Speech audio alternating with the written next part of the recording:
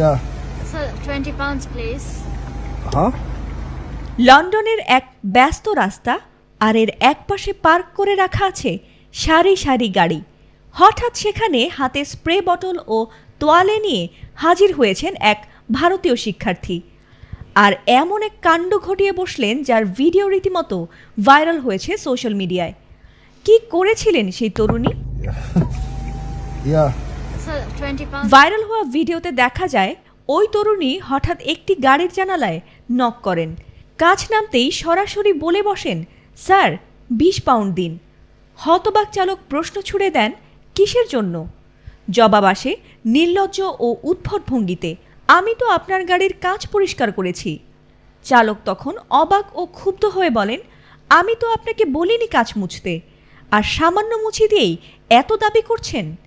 কিন্তু তাতে যেন মোটেই ক্ষান্ত হননি সেই তরুণী। তিনি পাল্টা যুক্তি দেন, এটা তো আমার জীবনযাত্রার খরচ।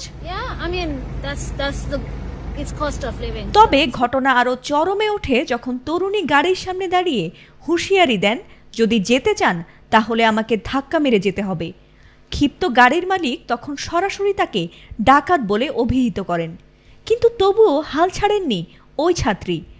বারবার 20 পাউন্ড পেতে একই দাবি তুলেই চলেছিলেন। Shut up, 20 pounds. What do you mean no? What do you mean shut up? It's 20 pounds. মাত্র কয়েক ঘন্টার ব্যবধানে ভিডিওটি ইনস্টাগ্রামে ছড়িয়ে পড়েছে দাবানলের মতো।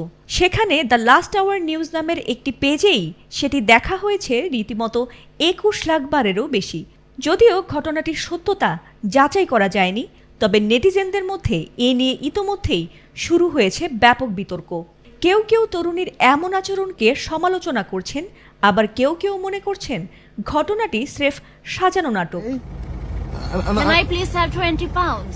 ভিডিওটির মন্তব্যের ঘরে কয়েকজন লিখেছেন, এর আগে একই তরুণী ও গাড়ির মালিককে ভিন্ন ভিন্ন ঘটনায় একসঙ্গে দেখা গেছে। ফলে অনেকেই ভিডিওটিকে স্ক্রিপ্টেড বা বিনোদনের উদ্দেশ্যে তৈরি বলে ধারণা করছেন।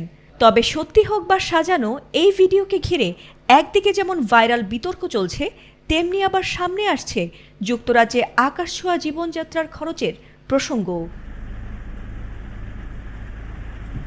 ফাতিমা সুলতানা, এটিএন বাংলা।